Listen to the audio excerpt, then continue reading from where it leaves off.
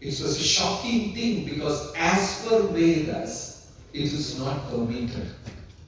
And Prabhupada has very strongly spoken against divorce. But this young devotee said it is not possible, I am not able to handle her, it is becoming too much.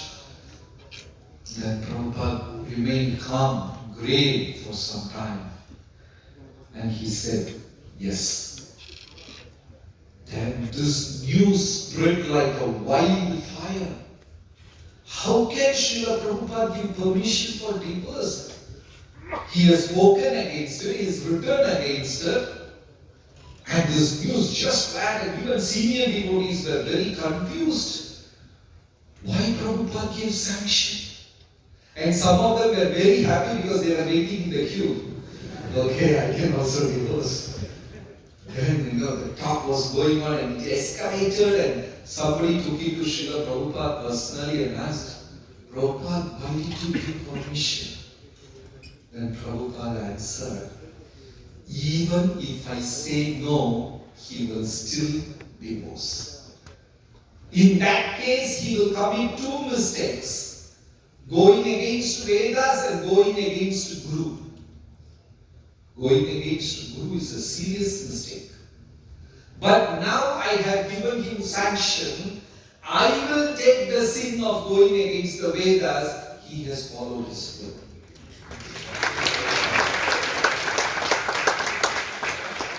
The word Guru itself is so heavy. People completely surrendering their life. Prabhupada literally came down to this planet and took each and every soul and washed them, cleaned them.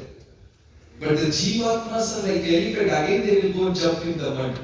Again Prabhupada will clean them, again they will go and jump in the mud. How many New Years, how many Diwalis we have taken resolution?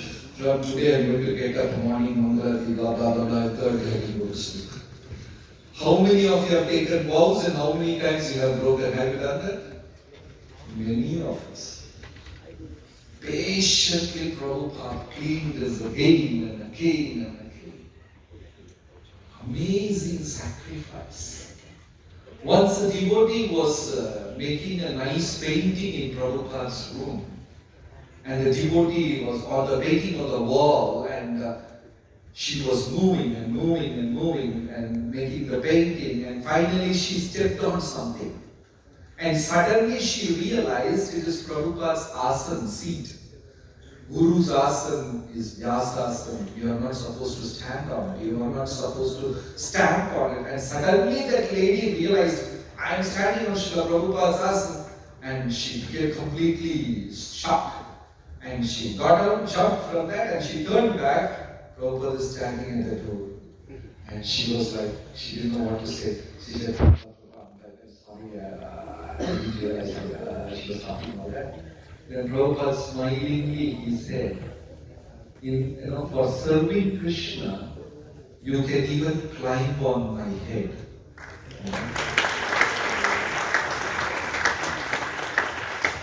I am sure there is no spiritual gurus or master or teachers who have come on this planet and said these kind of things and done these things.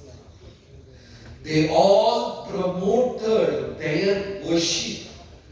Worshipping them, building monasteries in their name, buildings for them, temples for them. All the contemporaries who lived with Prabhupada, they all had missions in their name. Prabhupada boldly said, International Society for Krishna Consciousness. Srila Prabhupada ki Jai. Then in 1974-75, the book distribution boomed. For the first time in the history of America, they printed 10 million Bhagavad Gita copies on one go. And the press was in Kentucky.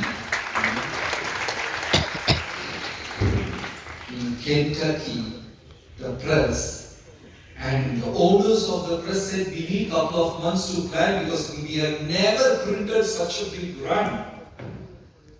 And it was a festival.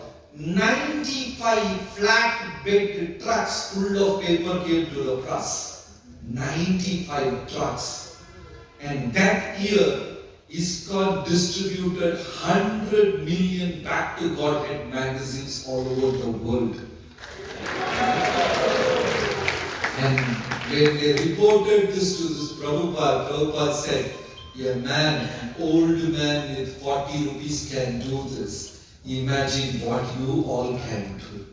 Prabhupada said, Prabhupada empowered each and every devotee.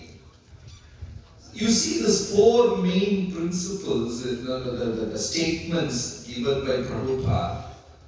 Books are the basis. Purity is the force. Preaching is the essence. Utility is the principle. You all know this word, you must have heard this word. The first three we all understand. Books are the basis. Yes, of course we know books are the basis. Purity, we all know. I was always wondering, what is this utility is the principle? You know? What is it? Why utility is given such a big place? Because we are all narrow-minded. We all live in a small shell. We all think my way of understanding Prabhupada's books are the best way of understanding. Hope you got the point. But it is not so. People read books and they understand a different level, and that opens to a different Krishna consciousness. Totally. We are narrow-minded. We want people to adjust themselves and sit inside our heart. And if they can't sit, we will trick them. We will chop their head, and we will try to fix them. We are not ready to expand our heart. Prabhupada was not like that. One young girl, 16-year-old girl from America, she read Prabhupada's small book.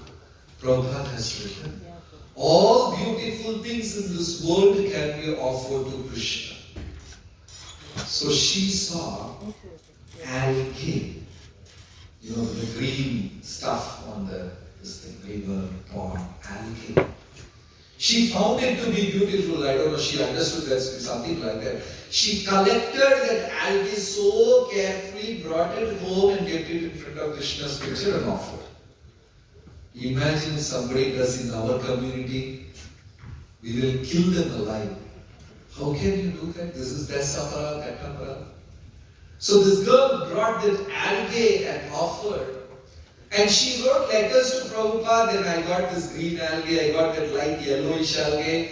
And Prabhupada simply encouraged her. Prabhupada didn't say one single word that this is wrong. After 2 months, she went to temple and told the devotees, I offered this algae. All the devotees started attacking her. Come on, how can you do this? Then she wrote a letter to Prabhupada apologizing. Prabhupada said, no, nothing wrong. Krishna has accepted your service. Don't repeat it. Prabhupada said, don't repeat it. So beautiful. Prabhupada will climb down to each and every person's life, and Prabhupada will touch their heart, and the change will start. And Prabhupada had this famous way of preaching, making all the gulab jamuns, rasagullas that will be filled in the jar. Anybody can go and take and all. So once Prabhupada was making the dough and cooking, this Mataji came, Janaki, Jane, and she had a cigar in her hand. Not cigarette, the cigar, the big one. And she had that and she was smoking and she said, Swamiji, what are you doing? And Prabhupada said, I'm cooking for Krishna. Can I help? Prabhupada said, yes, fine. So she was smoking and she was trying to press the dough with the cigar. Prabhupada very affectionately came took the cigar from her hand and threw that out and said, "You are cooking for the purest person in the world. You should be as clean as possible."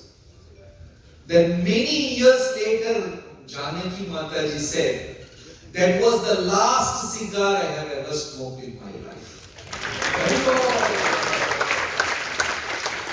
Preaching means not exhibiting all our talents and capacities and intelligence. Preaching means just entering the heart of that person. And Prabhupada personally did that in one-to-one basis.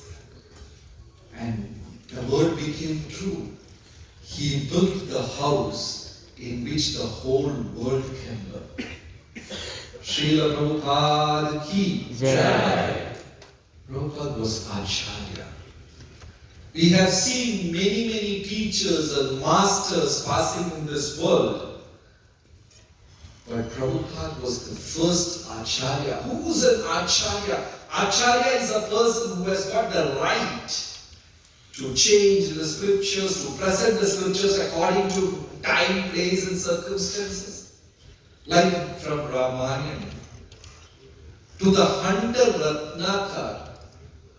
What mantra Narada Muni, what was the mantra Narada Muni taught to the great sage, to the hunter Ratnakar? What was that mantra Narada Muni taught him? Mara. Not Ram, right? We all know.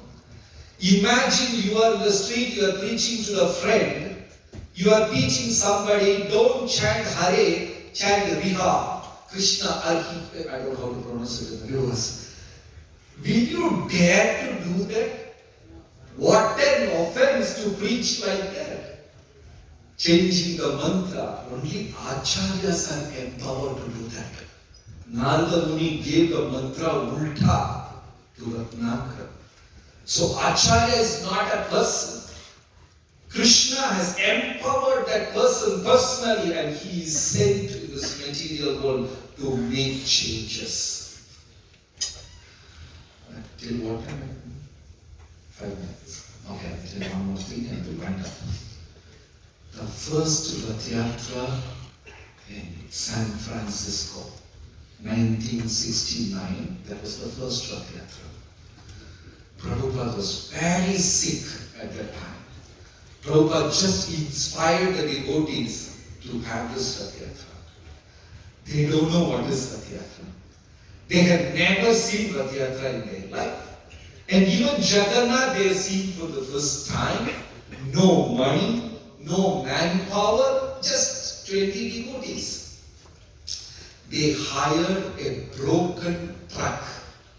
You know, the truck which can be opened in the three sides, on the three sides. It's a broken truck, so that they will get it for very cheap rent. They hired the truck. And they had a heavy music system on that truck. You know how they conducted the first Rath Yatra? They opened the three sides, Jagannath facing one direction, Baladev on the other direction, Subhadra Devi in another direction, and all the 20 devotees sitting in the truck in the middle. That's all, because they don't know what it is. And they had heavy kirtan, but they attracted hundreds of youngsters. And the truck was going so beautifully, the truck, and two devotees are driving the truck. And on the back they had a huge generator. It also added to the music. They were singing Hare Krishna, that was like that was added to the music. And the generator was puffing black smoke. And the devotees were all doing kirtan, their eyes were burning, and this noise and the smoke, and they were not able to do kirtan. And at one point the truck climbed a small terrain. After a few hundred meters, it starts coming down. The devotee jumped from the truck and they were trying to hold the truck. It's a broken truck. And finally, they decided, let the generator is creating such a big disturbance. Let us put it inside the driver's cabin. Say they put the generator next to the driver, and the prabhu is driving. And it's all closed, you can't smoke. Every 10 feet, what he did? He rolled down the window. He was breathing, catching the air, eyes are all turned red. And by 9 o'clock, they came to the room where Srila Prabhupada was staying. Prabhupada was very sick. And one devotee said, don't disturb Prabhupada. So the devotees were a little disappointed. They wanted to give reports to Prabhupada what happened. But Prabhupada heard the noise. He was really sick. Prabhupada came out and asked, how was the Rathayatra? And each one was doing Prabhupada. Swamiji, it was like that. 100 people were on the road and they also joined. We gave them sweets, we gave them halwa. And I sang this song, he sang this song. They were all speaking as though they had 1,000 tongues. Prabhupada patiently heard, and with tears in his eyes, Prabhupada said, thank you very much.